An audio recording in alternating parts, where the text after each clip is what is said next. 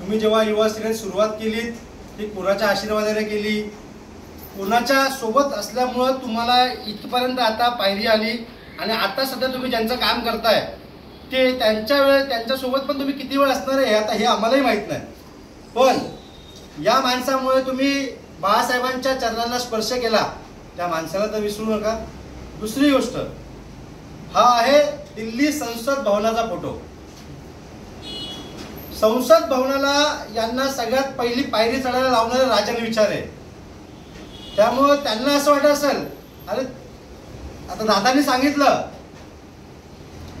माणूस पक्षी पिल्ल घालतो, अंडे घालतो, त्याला संगोपन करतो, तो उडून जातो, त्याचा दुसरा घरटा बनवतो. अरे पण तो त्याच्या परत येऊन त्याच्या आईला मारायला येत नाही ना. काय तुम्ही विचार करताय, तुम्ही काय बोलताय? जी काल आज सकाळी जी प्रेस कॉन्फरन्स, काय त्यांचं कंत्राटी युवा सेना जे आपलं नाव आलंय, मला वाटतं पत्रकारांनी पण तेच नाव ठेवले, पण पत्रकार लपून सांगतात कंत्राटी युवा सेना.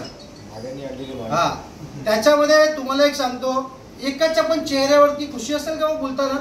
इथे तुम्ही ना असा कॅमेरा फिरवून बघा, एकाच्याही मनामध्ये खंतर असणार की आम्ही इथं उभे. रत्न पुरस्कार कसा दिला जातो ना त्याच्याबद्दल चौकशी करावी.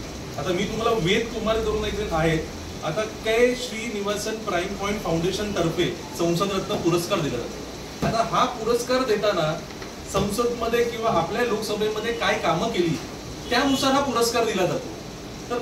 तर माझं नितीनला आव्हान आहे की तू सांग आम्हाला की तू काय कामं केली, किंवा तुम्ही जेव्हा आत्ताचे जे विद्यमान खासदार आहेत त्यांनी काय कामं केली म्हणून त्याला संसद रत्न पुरस्कार भेटला, हे तुम्ही स्पष्ट करावं. विचारे साहेबांनी मूळ मुद्दा काय मांडला होता की तो जो गर्डर टाकला गेला तो गर्डर 2 वर्षानंतर टाकला गेला आणि ज्या कंत्राटदारांमुळे ते सगळं गोंधळ सुरू आहे तुम्ही त्याच्याबद्दल विचारा ना. तुम्ही त्याच्याबद्दल प्रश्न मांडत नाही आहात. आमचा मूळ मुद्दा विचारे साहेबांनी तो मांडला, त्याच्यावरती ह्या शिंदे गटाकडे कुठलंही उत्तर नाहीये. म्हणून नितीन सारखे हे जे चमचे आहेत ह्यांना हे सगळं पुढे करावं लागतं आणि हे अत्यंत निंदनीय आहे. माझं आव्हान आहे, आपलं कोण आपले ते कोण होते आपले ते हे जे कंत्राटी जी युवा सेना होती त्याच्यामध्ये अभिषेक शिंदे किंवा आपला किरण. माझं किरणला विचारायचं आहे की काय रे बाबा मित्रा, काय केलं विचारे साहेबांनी तुम्हाला कमी? हा, नितीन लांडगे, मला बघून एकदम वाईट वाटलं. नितीन लांडगे या युवा सेनेच्या पदाधिकाऱ्याला विचारे साहेबांनी मातोश्रीवरती दिलं. राजकारणामधला जो पहिला फोटो बाळासाहेबांचा आशीर्वाद घेताना तुझा आहे ना, तो विचारे साहेबांमुळे. त्याच्यामुळे जेवढा झुलायचा झूल आहे ना तो झूल, पण बापाला विसरू नको. व्यक्ती मानव होतो, कारण त्यांच्या नेतृत्वात आम्ही युवा सेनेमध्ये साहेबांसोबत तेही आले, आम्ही आलो. जे काही आमची 10-12 वर्ष युवा सेनेत केली आणि तुम्हाला ना इकडच्या जे जुने पत्रकार असतील त्यांना सर्वांना माहिती आहे, ठाण्याची युवा सेना ही फक्त आणि फक्त राजन विचारे साहेबांमुळे राहिली आतापर्यंत. हे आता जी युवा सेना ती म्हणत नाही मी, रेंज रोवर आणि BMW मध्ये फिरणारी युवा सेना नसते. त्या डिस्कवर आणि त्या ऍक्टिव्हावरती 50 पेट्रोल टाकून सभेला जाणारी ही खरी युवा सेना राजन विचारे यांनी बनवली. ही अशी मंत्रालयातून कंत्राट घेऊन आलेली नाही. आपले आपले कामं सांभाळून आपल्या आपल्या गाडीत आपल्या इमानाचं पेट्रोल टाकून राजन विचारे असू देत, त्यावेळेचे जे काही आमदारकीला असू देत, खासदारकी असू देत, स्थानिक नगरसेवक असू देत, त्यांना निवडून आणणारी जी युवा सेना आहे ना ती इथं आहे, तिकडे नाही. त्यामुळे ती तुम्ही युवा सेना जी बोलत असाल ती मला माहित नाही कोणती युवा सेना नक्की, कारण त्यांचा अध्यक्ष कोणी आहे पत्रकारांना तरी माहित आहे का? सांगा मला, तुम्हाला माहिती पडलं अध्यक्ष तर मला पण सांगा. आमचे अध्यक्ष आहेत आदित्य उद्धव साहेब ठाकरे आणि हेच युवा सेनेचं तुम्ही विकिपीडिया खोलाल ना किंवा तुम्ही गुगल सर्च कराल तेव्हा युवा सेना अध्यक्ष म्हणून फक्त एकच नाव माणूस होतं, आदित्य उद्धव साहेब ठाकरे. त्यामुळं जे काही आता तुम्ही आज सकाळी प्रेस कॉन्फरन्स घेतली त्या गोष्टीला ते कोण पदाधिकारी होते मला माहित नाही, पण त्याच्यामध्ये थोडेफार आमचे जे बोलतात ना जुने, आता ते गरका वेदी असे होते. लंका राहिली नाही, ते लंका तिकडे आहे, तिकडं अयोध्या आहे. तुम्ही ज्या माणसावर आरोप करताय तो राजन विचारे साहेब, त्या माणसाने जेव्हा इकडे अमरनाथ यात्रेवर जो हल्ला झाला त्यावेळेला जेव्हा दिघे साहेब आणि बाळासाहेब यांनी जेव्हा हाक दिली त्या दिवसापासून तो माणूस ते आज तक अमरनाथ यात्रेला राहतोय. कोण गेला अमरनाथ यात्रेला आपल्या दुसरं? 30 वर्ष जवळपास, जवळजवळ 30 वर्ष हे तप करतोय तो माणूस. दिघे साहेबांच्या प्रेमापोटी, दिघे साहेबांच्या शिष्य जे कोण म्हणत असतील त्यांना लकला बसो, पण दिघे साहेबांचे खरे शिष्य हे राजन विचारे आहेत.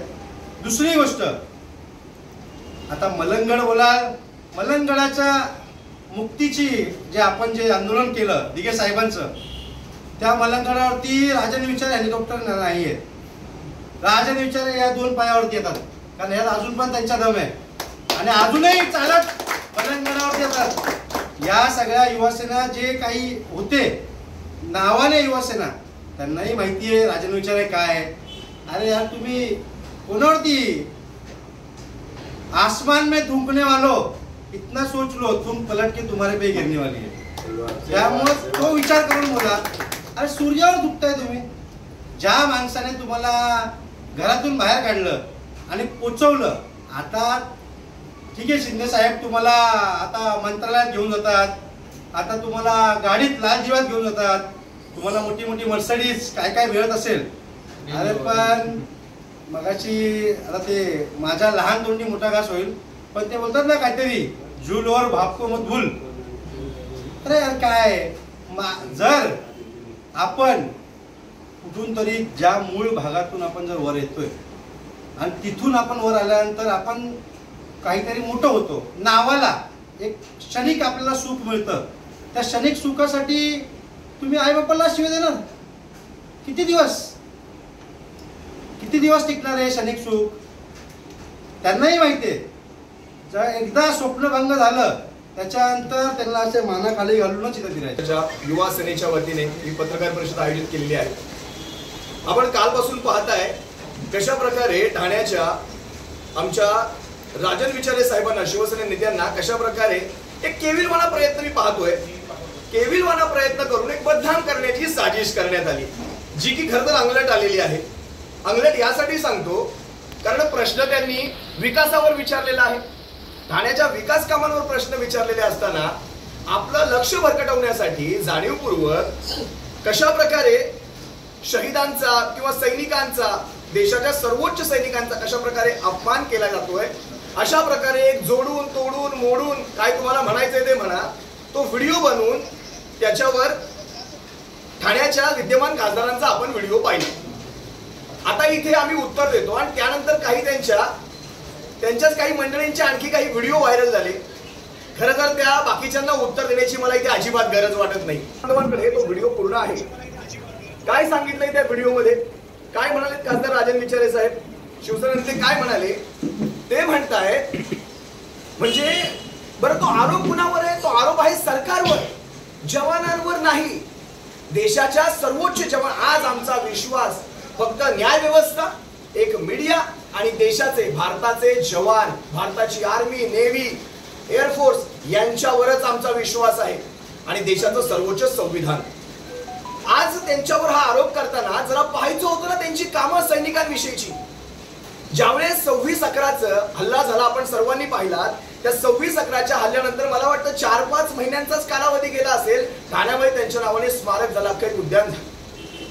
त्याच्यामध्ये दरवर्षी 26/11च्या दिवशी आपण शहीद पत्नींचा सन्मान करतो, शहीद पत्नींचा, वीर पत्नींचा सन्मान करतो आणि ही अविरत चालू आहे. असं नाही की 1 वर्ष झालं, 2 वर्ष झालं. हे सांगावं लागत नाही. देशप्रेम हे आतून असतं. हे असे जोडून तोडून मोडून व्हिडिओ दाखवून हे होत नाही. त्यानंतर 14 ऑगस्टला आपण पत्रकार बांधवांनाच मी विचारतो, 14 ऑगस्टला दरवर्षी आपण जो झेंडावंदनाचा कार्यक्रम करतो, देशाच्या स्वातंत्र्य दिनाचा कार्यक्रम करतो, त्या कार्यक्रमामध्ये आपण पाहत असाल माजी लष्करी अधिकारी असतील, इतर सरकारी अधिकारी असतील, विशेषतः सैनिकांच्या हस्ते हा झेंडावंदनाचा मान हा सैनिकांना असतो आणि ते ऑन गणवेशामध्ये आलेले असतात. सर्व वरिष्ठ जे निवृत्त आहेत सगळे. आम्हाला सांगायचं सैनिकांचा मान कोण करतंय कोण नाही करत, यांनी सांगावं. हे कुठे असतात 14 ऑगस्टला? बरं, अनेक विधानांना त्यांनी तिथे हात घातला की 10 वर्ष खासदार होतात, आम्हाला लाज वाटते वगैरे. तुम्हाला वाटत असेल, पण ठाणेकर आजही त्यांच्या समस्या घेऊन माजी खासदार राजन विचारे साहेबांकडेच येतात. त्यांना माहिती आहे त्यांना माहिती आहे आमची कामं इथेच सोडवली जातील. ठाणेकर शोधतात, आताचे खासदार कुठे त्यांना शोधतात. मला एक साधा प्रश्न मला पडतो, ठाणेकरांना आपण भूलथापा देताय का? जेव्हा प्रश्न तुम्हाला विकास कामांवर विचारलाय, म्हणजे तुम्ही कोपरी पुलाचं पाहिलं असाल, संत गतीचं काम पाहिलं असाल, संत गती म्हणा, स्लो म्हणा की बंदच म्हणा, मला माहित नाही. साधा रेल्वेचा मेगा ब्लॉक घेण्यासाठी सुद्धा किती पाठपुरावे करावे लागतात. तो मेगा ब्लॉक भेटत नाही ना, तो आता भेटतोय. आता काँग्रेसचा विषय काढतात, काँग्रेसचं काय ते शेणाचा वास वगैरे मी ऐकलं. माझा साधा प्रश्न आहे, काँग्रेस बरोबर कोण जात होतं 2004 साली? कुणी आणलं ह्या पक्षामध्ये पुन्हा शिवसेनेमध्ये आपणास? काय बोलावं आपण या सगळ्या गोष्टींविषयी? बरं, आपण कशाला ह्या सगळ्या बरं प्रश्न विचारलाय ना, आपल्या विकासाचा विचारलाय ना, आपण आपल्या विकास कामांनी उत्तर द्यावी की बाबा वर्ष 365 दिवस 40 दिवस झाले, 365 अधिक 40 दिवसांचा काळ लोटलाय. 1 नंबर 2 नंबर 3 नंबर 4 नंबर ही 4 कामं आमच्याकडनं झाली किंवा ह्या कामांचा पाठपुरावा झाला. चला, एकाच वर्षाचा काळ गेला, आपण म्हणून समजू शकतो. मग ती कामं का नाही ठेवली जात आहेत? आपण कामं ठेवा, लोकांना सांगा एवढी कामांचा पाठपुरावा, एवढे तारांकित प्रश्न विचारले, एवढे अनस्टार्ड प्रश्न विचारले, एवढे शून्य प्रहरात प्रश्न विचारले, हे कधी होणार हे सांगितलं गेलं पाहिजे. हे असे व्हिडिओ बनवून आपण लोकांना किती काळ करायला हे सगळं? 5 वर्षांचा काळ काढायचा आहे. ह्या सगळ्या गोष्टींवर काळ काढता येत नाही, आपल्याला कामांवरच बोलावं लागेल. आज ठाण्याचा सॅटिस 2चा प्रकल्प असेल, ठाणे गायमुखचं तो रस्त्याचं काम असेल, उन्नत रोडचं काम असेल, अगदी मीरा भाईंदरची कामं सांगू शकतो, अगदी त्या छत्रपती शिवाजी महाराजच्या 3 उड्डाणपुलांचं मी सांगू शकतो, कितीचा निधी मंजूर करून आणला, अगदी नवी मुंबईच्या काटाई ऐरोलीचं काम मी सांगू शकतो, दिघा रेल्वे स्थानकाचं काम मी सांगू शकतो, त्यानंतर मुलुंड ठाण्याच्या मधल्या आपल्या स्थानकाच्या विषयीचं पाठपुराव्याचं मी सांगू शकतो.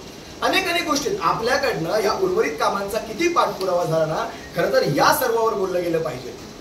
माझ्यासोबत माझे युवा सेनेचे सहकारी सुद्धा आहेत, ते सुद्धा आपल्या यावर मनोगत, कारण आता युवा सेना त्याच्यावर बोलणार आहे. जे काही असेल तर आवाज युवा सेनेचाच असणार आणि युवा सेनेकडनं हा मेसेज जाणार आहे. प्रतीकजी.